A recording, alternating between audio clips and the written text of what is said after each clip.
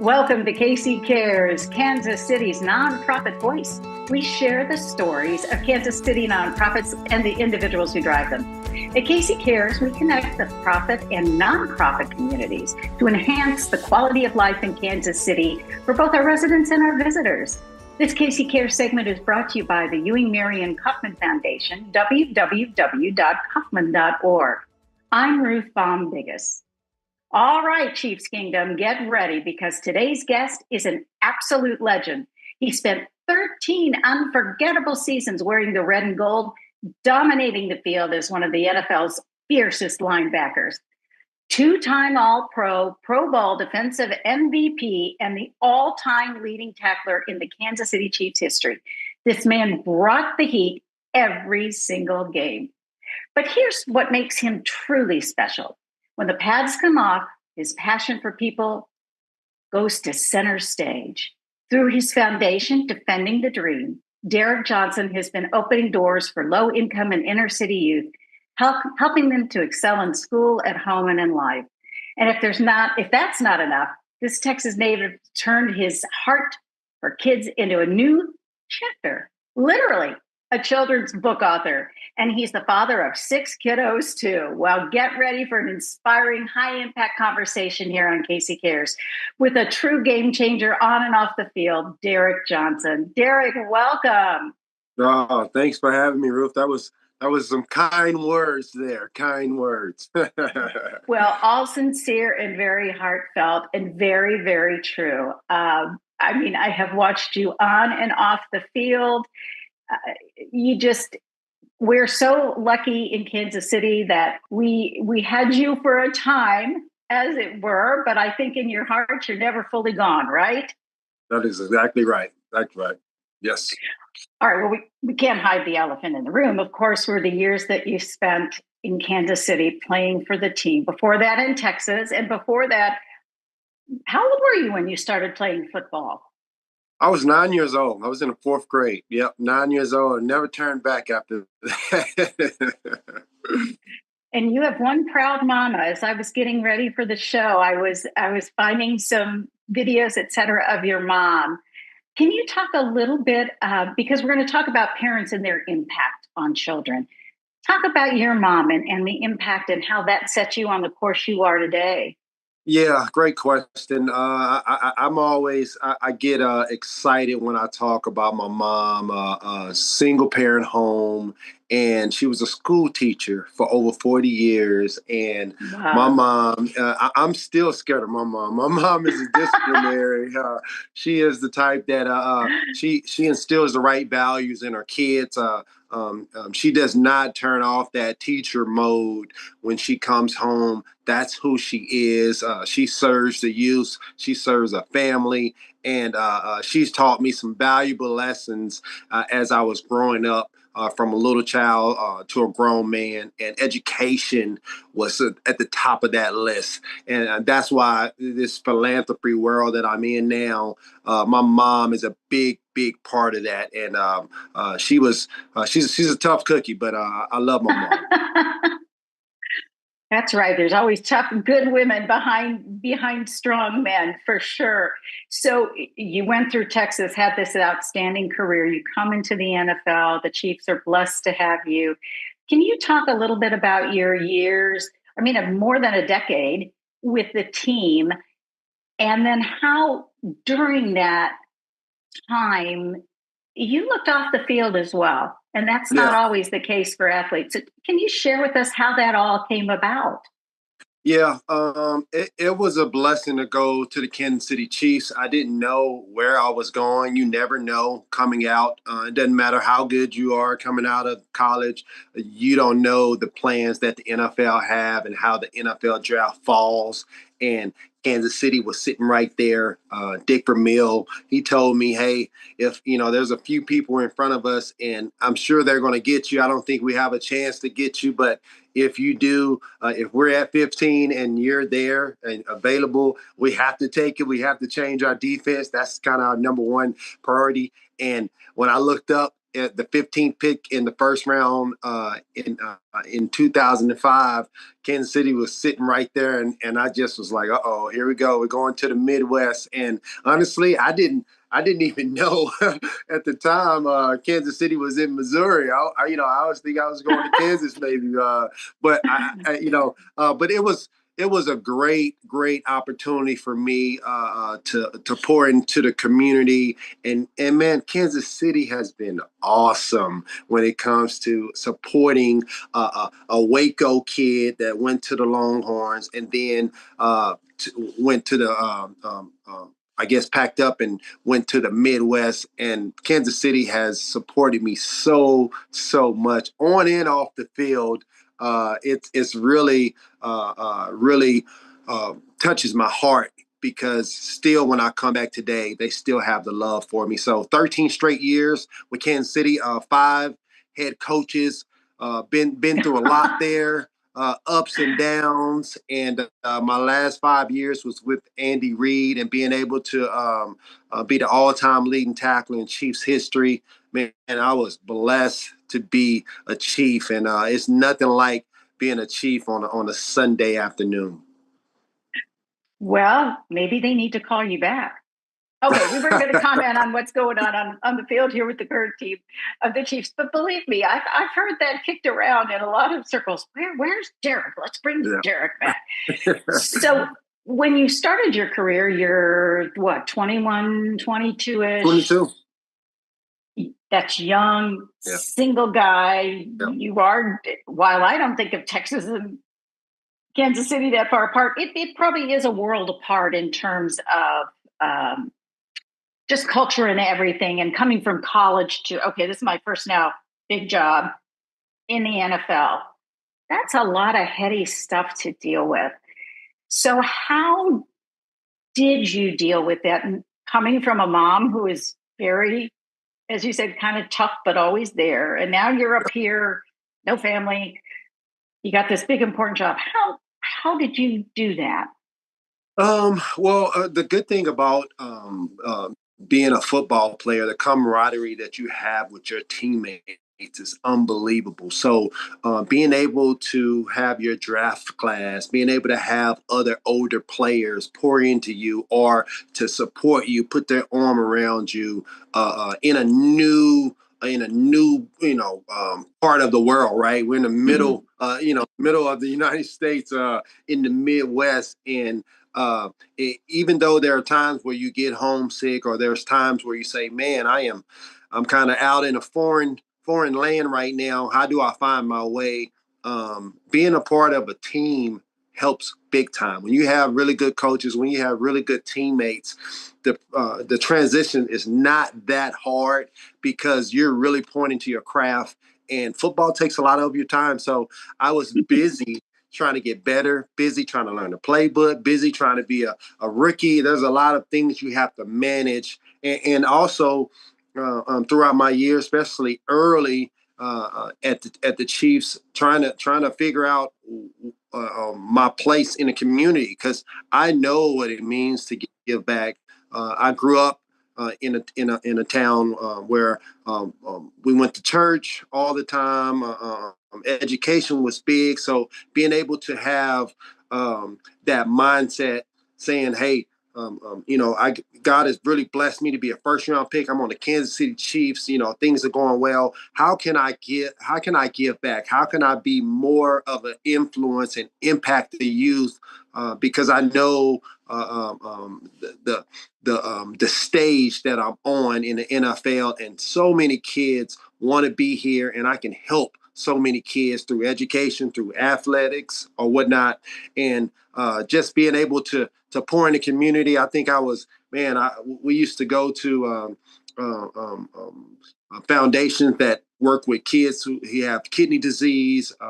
We used to go to Dell's Children. I used to have playgrounds built in communities in the inner city, like low income areas. Like, that was cool. Like, I did a bunch of stuff, but then I found my way and said, hey, what am I really, really, really passionate about? And I want to take this to the next level. And that was inner city kids, low income areas, and education, being able to provide the proper resources for these kids. And I started that in 2013, actually, in Kansas City, and then never looked back. It is a big stage. And there are a number of players that step onto what I would call the community stage. And I know for the Chiefs as an organization, they put some importance on that. But you took an extra step. What was it that really motivated you to take that step? And why was that important? As you say, you're really busy as a professional athlete. That's your job. Yeah. So, and there's some folks who don't, but you did. Share with us why. Yeah. When this is all stems from the way I grew up. And when it's all about you, then you kind of miss the mission. You missed it, right? It's if you're not giving back, if you're not helping somebody else, if you're getting all the praise and not humbling yourself to reach back to help somebody else, it's all the glitz and glamour and the fame is not worth it at all. You kind of miss the whole point of being blessed. If you're a blessing, you gotta be a blessing to others. And I just knew my impact through what I knew. Education was going to be a big part of my giving back. And when you talk about inner city kids, that's who I was. When you talk about education, my mom was a teacher. When you talk about the influence I have through that platform, being able to go in there and say, hey, literacy is very, very important. And we have to give these low income Title I elementary schools their library and do a library makeover. That's kind of my whole thing about Defend the Dream. It's a library makeover, nice paint on the walls, fat heads, quotes. We're catering to kids, so you got functional furniture in there, but you have over 1,000 age-appropriate new books for the kids. Man, especially relatable to them.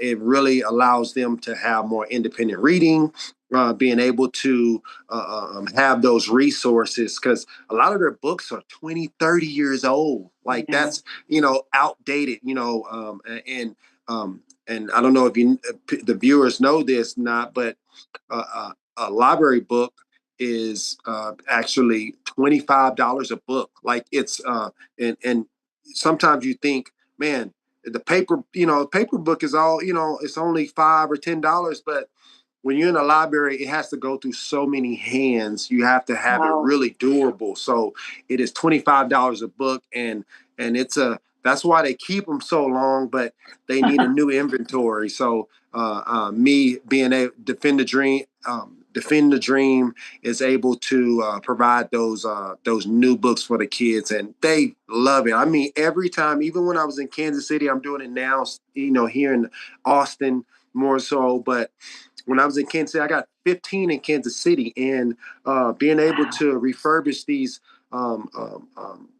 libraries, the kids love it. They love the attention, and they always say it's always a couple kids in there, and they say, "Man, this is the best day of my life." And this is kind of cool that it's like, man, this is built around education, and a lot of the questions that the kids ask, they say, why here? Like, why are you here doing all this stuff here? And I'm like, man, why not? You're special. You're worth it. And being able to speak to them on that level, and sometimes what I say means more than what the parents say at times, right? And to have that kind of influence, man, you got to take advantage of it. Well, what you're doing is incredible. I want to take us back a step or two, though. So you decided you really wanted to hone in your effort and what your focus was. Okay, you're playing football full time. How the heck do you found a foundation and do that? Yeah, it was tough now that I look back. But when you're passionate about something, you figure it out, right? There was a company called philanthropy. philanthropy, and they manage NFL players and their Mm-hmm. foundations. And man, I met Ken Taylor, my director of my foundation now.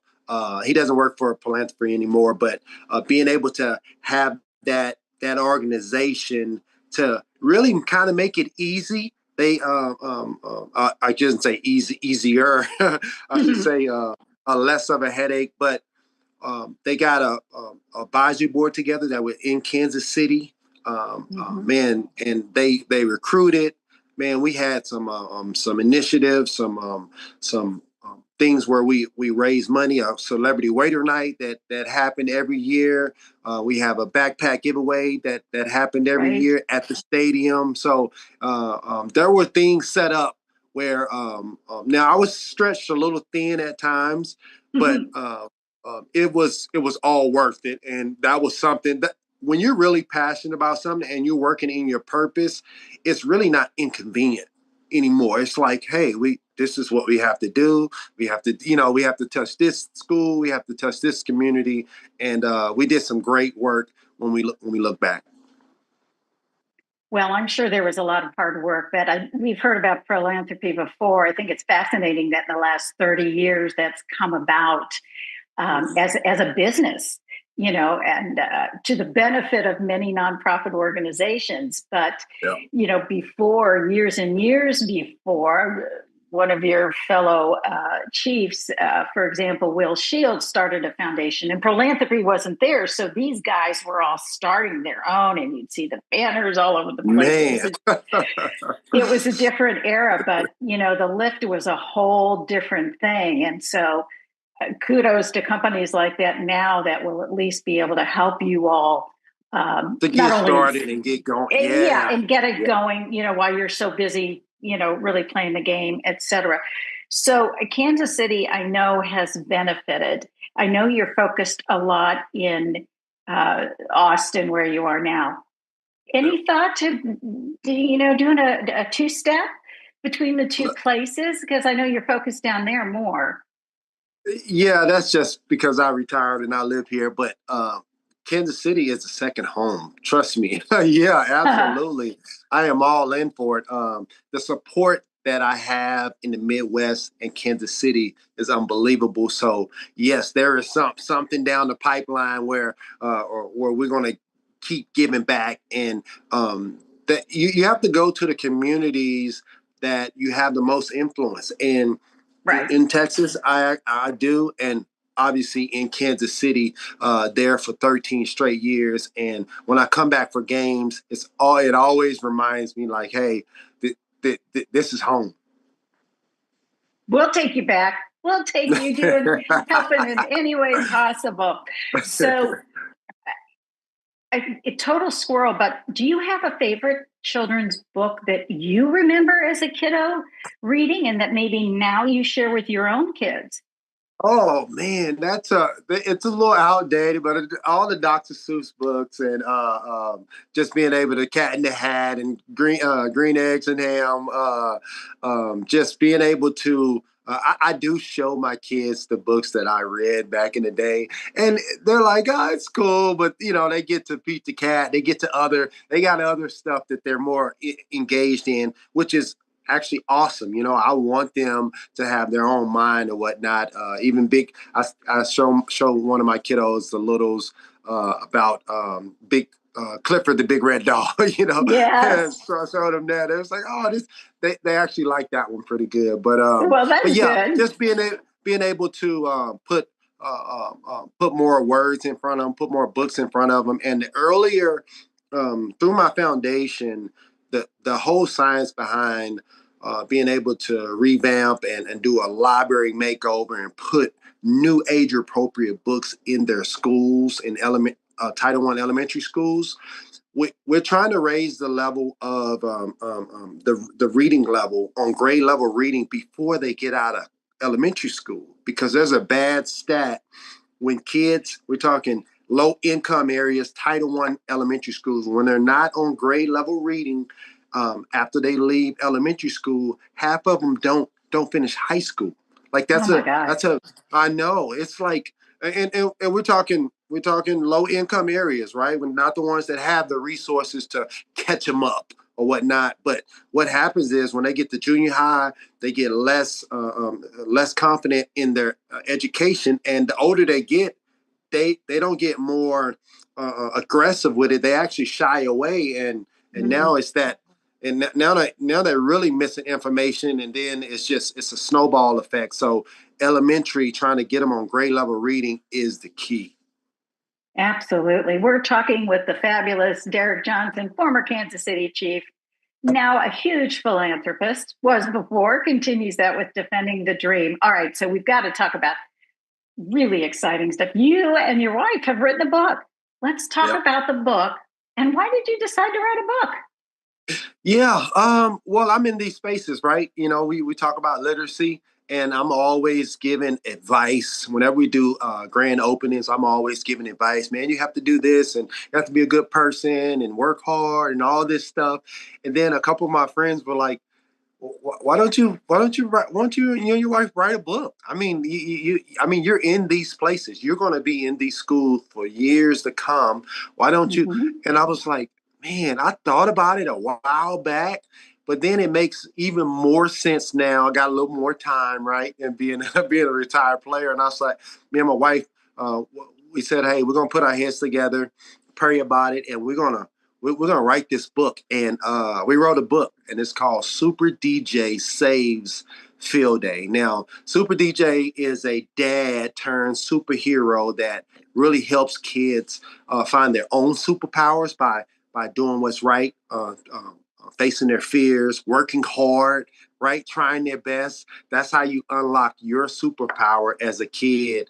And there's some great components that really teaches them about life and handling things in a healthy manner. And it's awesome. I'm enjoying it. So you're on a book tour. Yeah, right. Yes, right now we are, and Kansas City is. We definitely have to come to Kansas City. So Absolutely. So how's it been received? I mean, you've got tough critics. You've got kids I reading know. it. They're tough. That I know. I actually mentioned them, not really their names, but saying that I had 6 kids at the beginning of the movie, and DJ has Super DJ has a fun house. All the neighbors would like to come through, and they were like, oh, they're all excited about that. The littles are excited about it even more. But it was man. Austin has really loved it. Other states have really liked the feedback that I've been getting about, man, how positive this Mhm. book is. And I'm all about positivity and being able to let the kids know that if you're doing your best, man, that's all you can ask for. If you do your best, everybody's best looks a little different. You might run a race and get second place. If that's your best, if you did, that's it. That's what it is. So being able to handle bullies, we got a little segment in there about handling Yes, bullies, and I read. yeah. Remember. So we're really enjoying it, and I can't I don't know if we're going to do we probably will do a series at some point, but this has just come out, so I'm gonna just everybody's already asking. You're gonna have a follow up. It's like, hold on, let me let's push this out first, and then maybe so. Was it hard to do, or did it come It it easy? um it came. It was easy initially because we were very passionate about it. So it's our first time writing a book, so a children's book. So you have the big main points up there, but then you have to connect. You got to get a Yes. ghostwriter that helps connect the dots.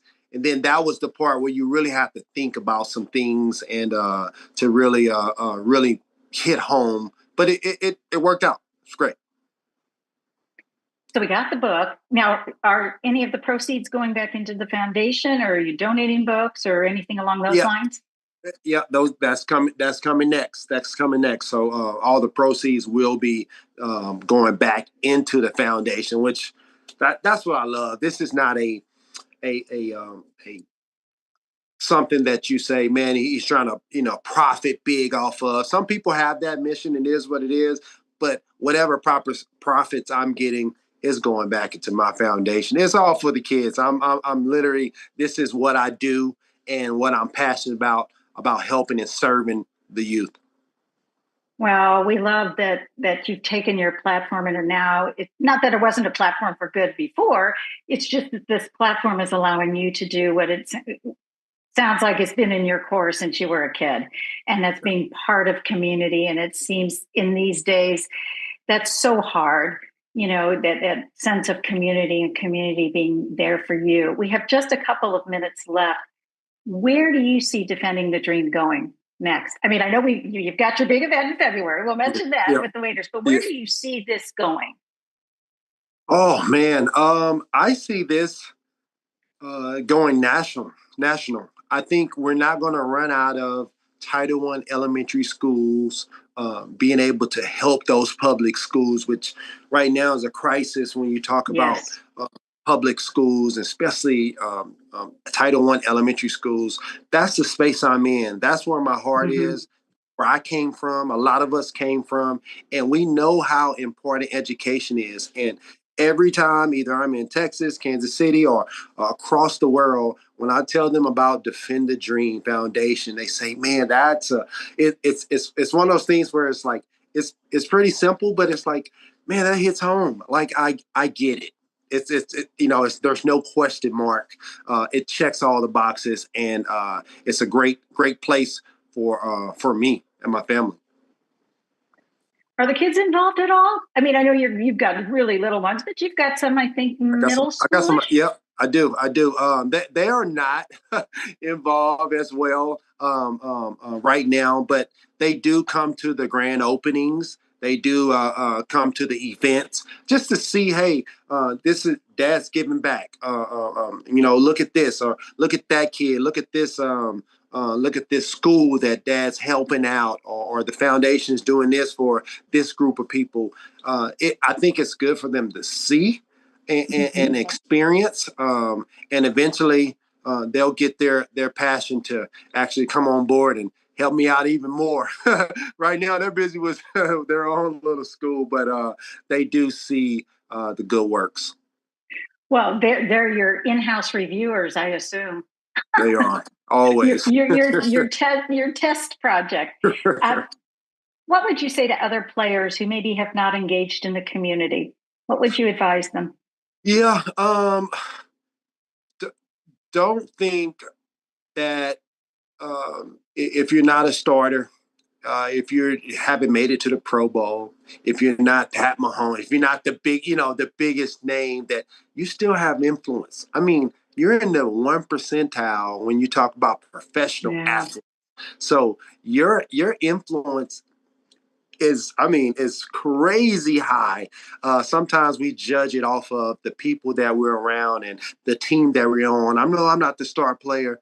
Man, no, you are a superstar. You have made it, and God has really blessed you to have an influence. And if you just sit down and you say, hey, what am I really passionate about? What moves me? What I get chills when I think about helping somebody, and it's got to be bigger than you. Again, if it just benefits you and you get the glory, it's not real. It's not gonna last long. So being able to think about what you really love and what you're passionate about, and then jump into it. Start small. The best advice ever. Derrick, thank you for spending this time with us, talking about all the great work you're doing. You're newly minted as a children's book author now. Who knows what's coming next? I'm sure everything good will be what's coming next. So we appreciate your time. Ruth, thank you so much. And thank you for joining us on Casey Cares. We're Kansas City's nonprofit voice, and we're produced by a nonprofit that's called Charitable Communications. This Casey Care segment was brought to you by the Ewing Marion Kaufman Foundation, www.kaufman.org.